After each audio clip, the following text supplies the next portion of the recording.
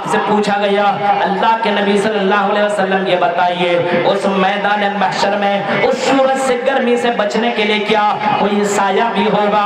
اللہ کے نبی نے فرمایا ہاں، ایک سایہ ایسا ہوگا جس کو اللہ تبارک و تعالی خاص خاص بندوں کو عطا کرے گا، خاص خاص بندوں کو دے گا، خاص خاص اپنے بندوں کو اور بھکتوں کو اللہ تعالیٰ عطا کرے گا۔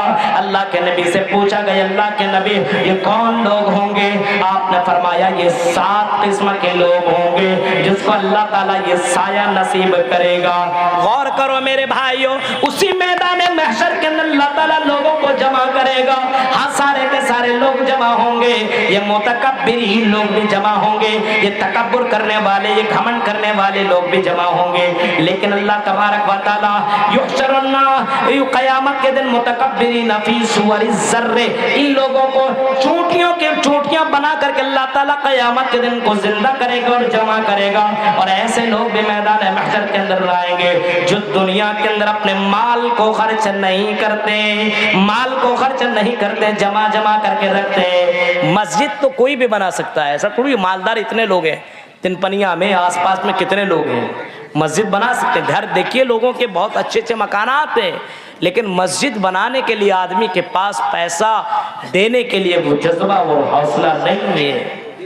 500 100 1000 دے دیا تو مولوی صاحب نے اتنی دعائیں دی جنت پہنچا دیا 1000 میں۔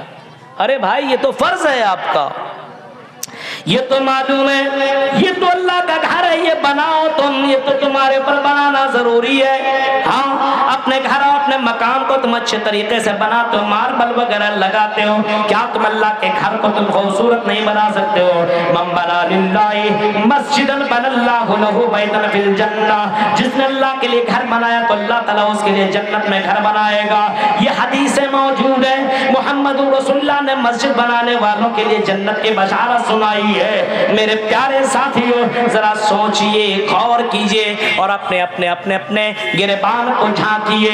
مسجد بنانے کے لیے 2 روپے 5 روپے کا چندہ ہم اور آپ کرتے ہیں، لیکن میرے بھائیوں غور کرو، ذرا سوچو، مسجد ہم بنا نہیں پا رہے ہیں۔ آج ہمارا ایمان کتنا کمزور ہے، ہم نے اپنے مالوں سے محبت کی، ہم نے اپنے زمین و جائیداد سے محبت کی، ہم نے اپنے بلڈنگوں سے محبت کی ہے، ہم اللہ کے گھر کو بنانے کے لیے ہم اپنا پیسہ قربان کرنے کے لیے تیار نہیں ہے، اپنے مال کو جمع کر رہے ہیں۔ اور میں نے بہت کچھ ادھر کے بارے میں سنا ہے کہ یہاں کے ائمہ کی تنخواہ بہت کم ہے، تو 4000 5000 روپیہ مولویوں کی تنخواہ دی جاتی ہے۔ یہاں تک کہ سنا کہ لوگ ایسے پیسہ دے دیتے ہیں، جلسوں کے اندر دے دیتے ہیں، بس زکوٰۃ ناپ تول کر کے نہیں نکالتے، جیسے 1 سال کے اندر آپ کو 2.5% آپ کو نکالنا ہی ہوگا۔ اگر آپ کے پاس لاکھ روپے ہیں تو آپ کو 2.5% یعنی 2500 آپ کو نکالنا ہی ہوگا۔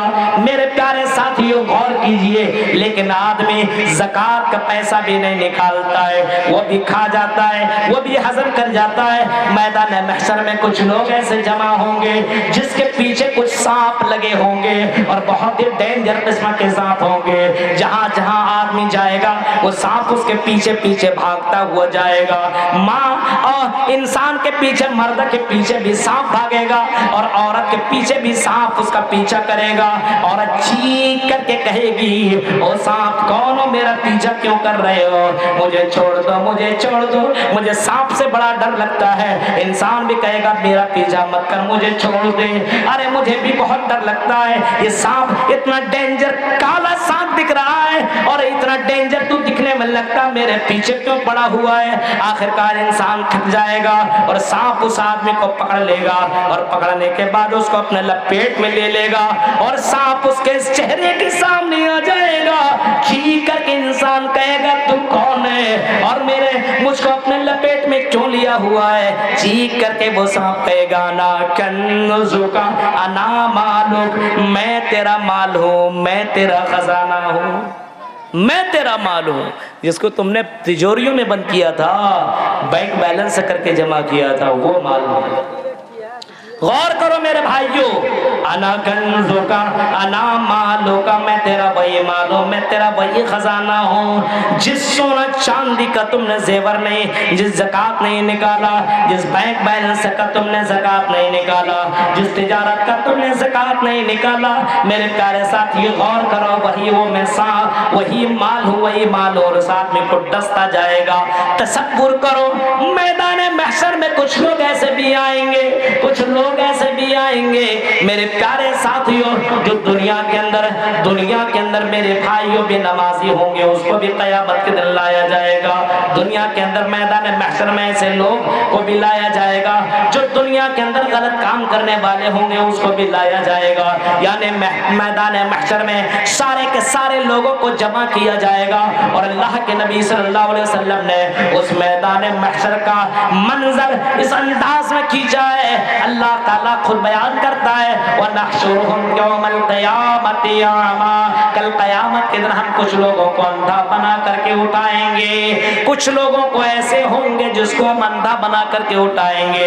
انسان میدان محشر میں چیخ کر کے کہے گا قَالَ رَبِّ لِمَ حَشَرْتَنِي أَعْمَىٰ وَقَدْ كُنْتَ بَصِيرًا، قَالَ لِمَ حَشَرْتَنِي أَعْمَىٰ وَقَدْ كُنْتَ بَصِيرًا، اے اللہ مجھے تو نے اندھا کیوں بنا دیا ہے؟ میں تو دنیا میں دیکھا کرتا تھا، مجھے دیکھنے کے لیے میری آنکھ کی روشنی تھی، میں تو دنیا دیکھتا تھا، اللہ مجھے آج تو نے اندھا کیوں بنا دیا؟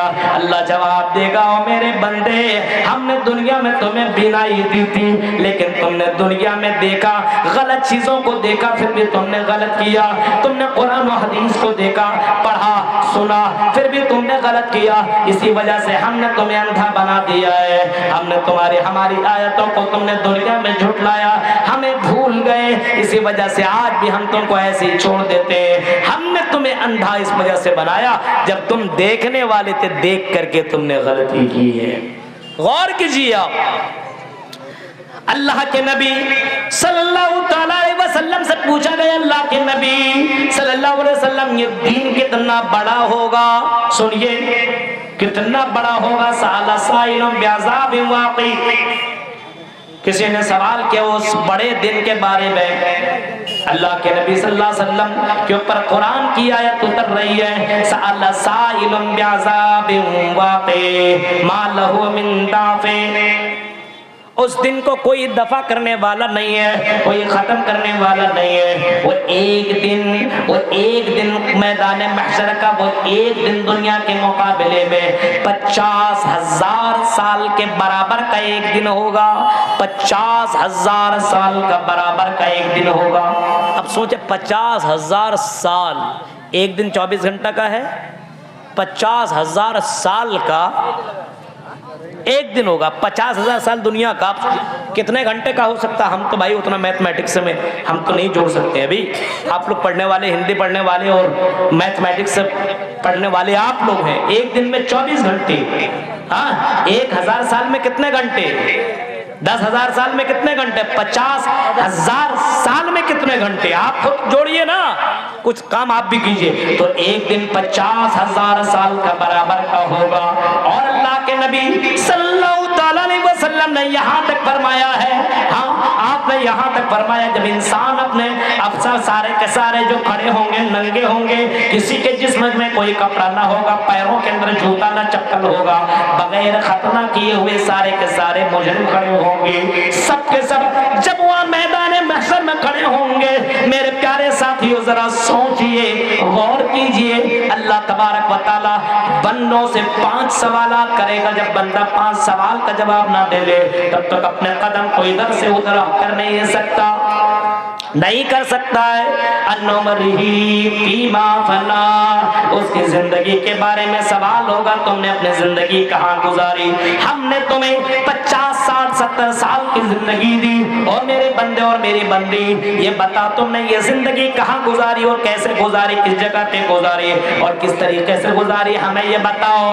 اور پھر فرمایا ان عمرہ فیما فنا وان شبابہ فیما بلا, پھر پوچھا جائے گا تم کو ہم نے جوانی دی ہے 18 سال سے لے کر کے 30 سال کی زندگی, 17 سال سے لے کر کے 18 سال کی یہ جوانی کی زندگی جو شباب والی زندگی ہے, اس زندگی کو تم نے کہاں گزاری, کیسے گزاری؟ کہیں یہ زندگی تم نے انجوائے کرنے میں تو نہیں گزاری, کہیں زنا کے اڈوں میں تو نہیں گزاری, کہیں تم نے شراب کے اڈوں میں تو نہیں گزاری, کہیں تم نے یہ زندگی تم نے یہ زندگی کہیں حرام خوریوں کے اڈوں میں تو نہیں گزاری, کہیں تم نے ہال میں اور کہیں تم نے گانا سننے میں اور کہیں ڈانس دیکھنے میں اور کہیں تم نے ایسی جگہوں میں تو زندگی نہیں گزاری جہاں پہ عیاشیاں ہوا کرتی تھی اور جہاں پہ غلط کام ہوا کرتے تھے وہاں پہ تم نے زندگی تو نہیں گزاری.